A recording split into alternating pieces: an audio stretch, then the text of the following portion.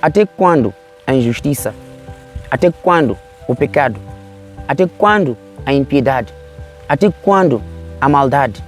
Até quando todas estas atrocidades vão continuar a acontecer?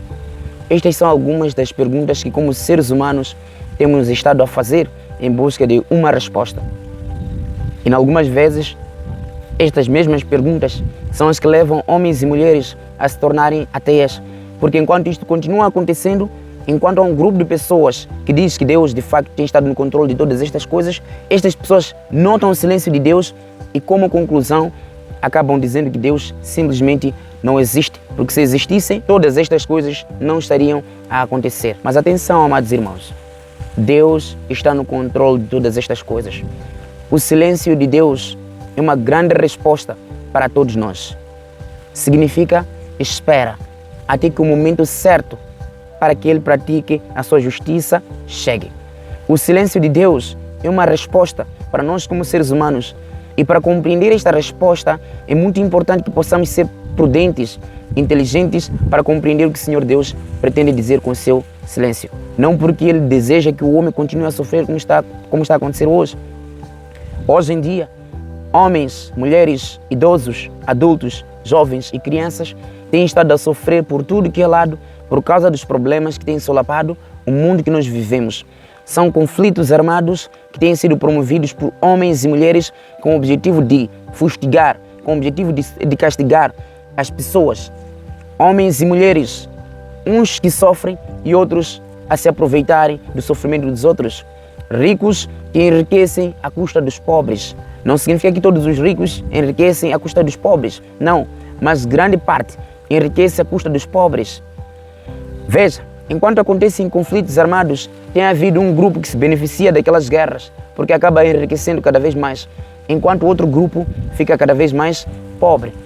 Isto tem sido planificado por Satanás para que o ser humano sofra, com o objetivo principal de afetar o coração de Deus. Foi Cristo quem disse que nos últimos dias ouvireis falar de guerras e rumores de guerras. Jesus disse que isto viria a acontecer, mas como aconteceria, não encontramos nenhuma descrição ou nenhum detalhe.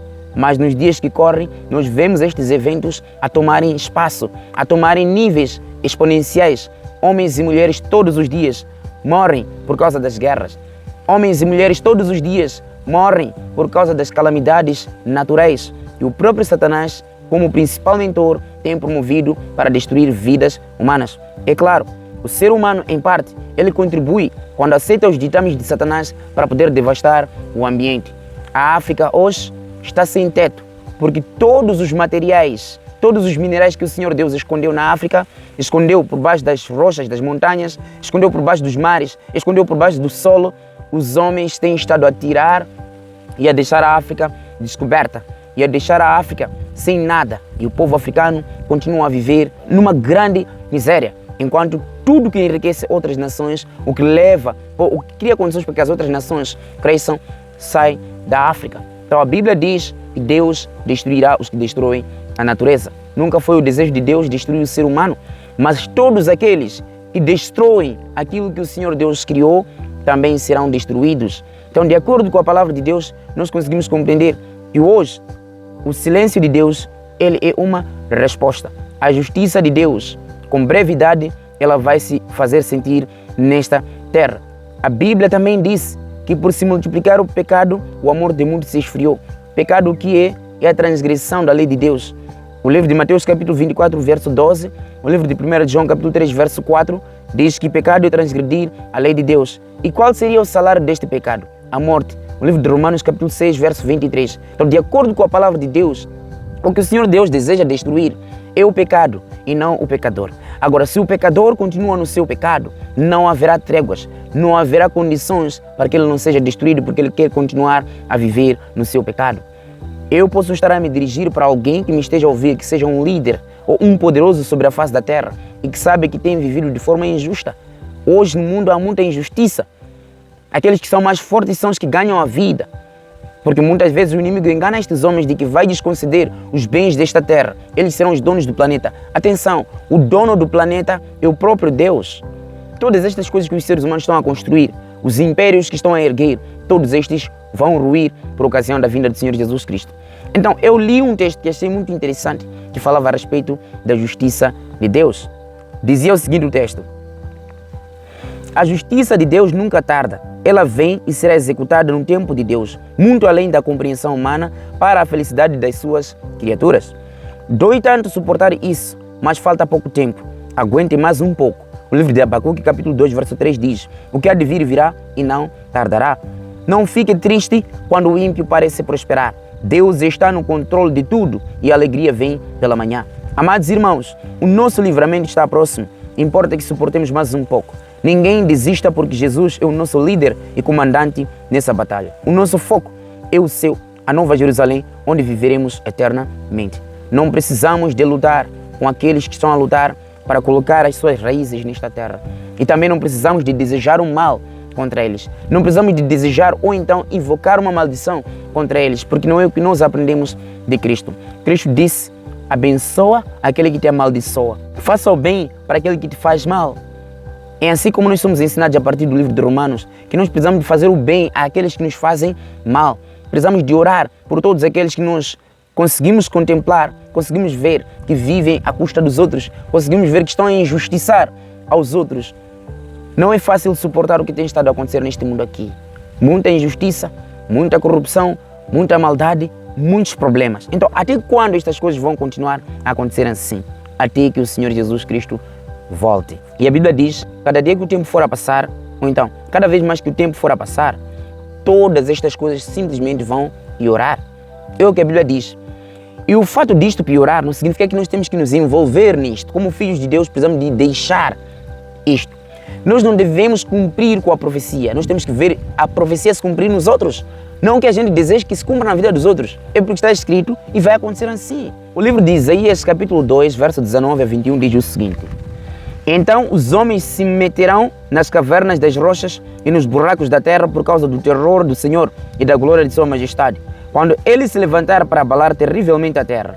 Naquele dia, o homem lançará as toupeiras e aos morcegos os seus ídolos de prata e de ouro, que fizeram para ante eles se prostrarem, para entrarem nas fendas das rochas e nas cavernas das penhas, por causa do terror do Senhor e da glória da sua majestade, quando ele se levantar para abalar terrivelmente a terra.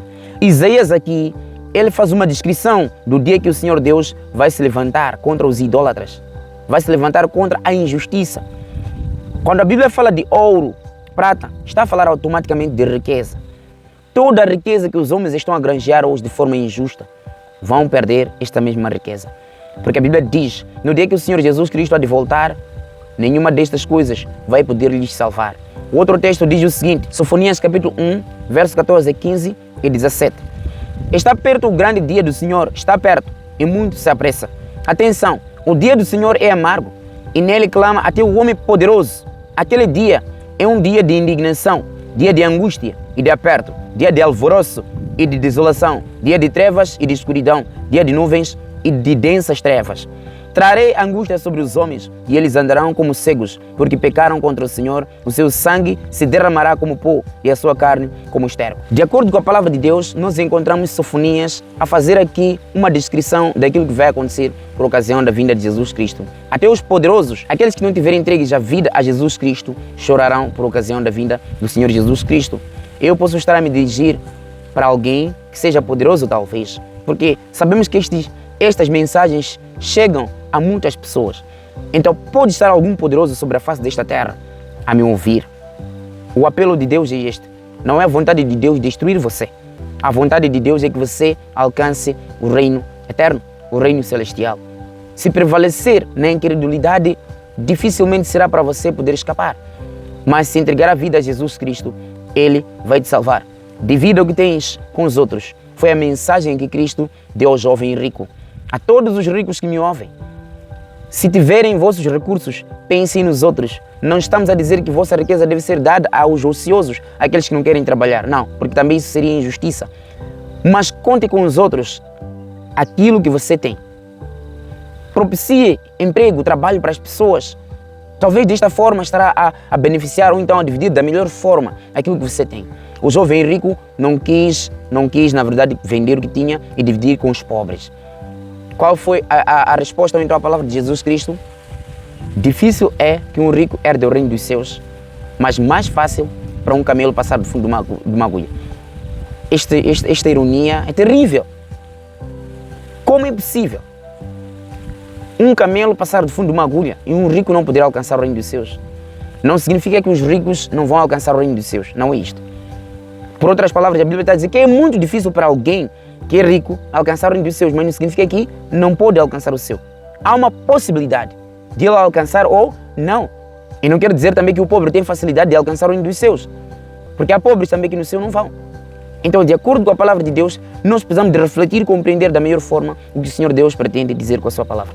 Então, a todos os poderosos, aqueles que têm poder sobre a face da terra, criem condições para beneficiar as pessoas. Apocalipse capítulo 6, verso 15 a 17 diz assim: os reis da terra, os grandes, os comandantes, os ricos, os poderosos e todo escravo e todo livre se esconderam nas cavernas e nos rochedos das montanhas e disseram aos montes e aos rochedos: caí sobre nós e escondei-nos da face daquele que se assenta no trono da ira do Cordeiro, porque chegou o grande dia da ira deles. E quem é que pôde suster-se? Então João aqui faz a descrição do desespero de todos aqueles que viveram de forma ímpia, o desespero dos homens que não andaram nos caminhos de Deus por ocasião da vinda do Senhor Jesus Cristo. E aqui a Bíblia diz que até comandantes, ricos, poderosos, todo escravo, aquele que não entregou a vida a Jesus Cristo, teve que fugir diante da face do Senhor Jesus Cristo. Isaías 13, verso 9 a 11 diz: eis que vem o dia do Senhor, dia cruel, com ira e ardente furor, para converter a terra em assolação e dela destruir os pecadores. Pois as estrelas e constelações dos céus não darão a sua luz. O sol, logo ao nascer, se escurecerá, e a lua não fará resplandecer a sua luz. Castigarei o mundo por causa da sua maldade e os perversos por causa da sua iniquidade. Porei fim à arrogância dos atrevidos e abaterei a soberba dos violentos. Então, de acordo com a palavra de Deus, conseguimos compreender aqui que todas as atrocidades que nós hoje contemplamos terão o seu fim. Por isso, não fique triste, não invoque maldição ou destruição contra aqueles que te injustiçam. Invoque bênçãos. Ore por aqueles injustos. Ore por aqueles poderosos injustos. Ore por todos aqueles que te fazem mal. Porque o que nós aprendemos de Cristo é que devemos trocar. Devemos fazer o bem àqueles que nos fazem mal. Este é o desejo de Deus. Como filhos de Deus, nós precisamos, de facto, de nos comportar desta forma. Nunca deseje mal àquele que te injustiça. Nunca invoque maldição a todos aqueles que te injustiçam. Se algum poderoso está sobre ti, ou se algum poderoso te injustiçou ou te injustiça, não invoque maldição. Ore. Pode-se dar o caso que esta pessoa um dia venha a entregar a vida a Jesus Cristo, venha a mudar. O desejo de Deus é que a gente seja favorável aos outros. Deus quer salvar a você. Se estiver algum poderoso a me ouvir, este é o conselho e o apelo de Deus. Deus quer salvar você. Deus quer que você herde o reino dos céus. É a vontade de Deus de ver um dia lá. Se esta também for a sua vontade, de um dia estar no reino dos céus, deveria até ser. Não acha melhor entregar a sua vida a Jesus Cristo para um dia estar num lugar como este? Não acha melhor deixar a injustiça e passar a praticar as obras da justiça? Porque o livro de Apocalipse capítulo 22, verso 11 diz: quando Jesus sair do lugar santíssimo, então ele vai declarar o que está escrito em Apocalipse capítulo 22, verso 11, que permaneça o justo se justificando ainda, o injusto continua sendo injusto, o ímpio continua sendo ímpio, aquele que é santo continua se santificando ainda. O que significa que cada um, quando a graça terminar, vai permanecer do jeito que está. Então os ímpios, injustos, maldosos, né, aqueles que praticam a maldade, serão destruídos e os bons serão salvos. O desejo de Deus não é destruir você. O desejo de Deus é que você seja salvo. Este também é o meu desejo. O objetivo desta mensagem não é insinuar raiva. O objetivo desta mensagem não é desejar o mal ou maldição, não. É que o Senhor Deus abençoe a cada um de vocês, a todos os poderosos que me ouvirem, reflitam nesta mensagem, estudem a palavra de Deus com profundidade e perceberão que o Senhor Deus está acima de todos, é mais poderoso que qualquer ser que existe sobre a face da terra, que qualquer presidente, que qualquer poderoso sobre a face da terra. E Ele é que toma o controle de todas as coisas. Não existe alguém superior acima de Deus. Nem o próprio Lúcifer sabe perfeitamente disso. Lúcifer não é nada diante de Deus. Lúcifer, diante de Jesus Cristo, não é nada. Diante do Espírito Santo, não é nada. E ele não é nada diante de um cristão, diante de um servo fiel de Deus, aquele que entregou a sua vida a Jesus Cristo para servir ao seu Deus. Se esta for a sua vontade, de um dia fazer parte no reino dos céus e um dia deixar a injustiça e fazer a vontade de Deus, o Senhor Deus vai agradecer. E você fará parte naquele reino que Ele prometeu dar aos seus filhos. Que o Senhor Deus te possa abençoar. Até a próxima.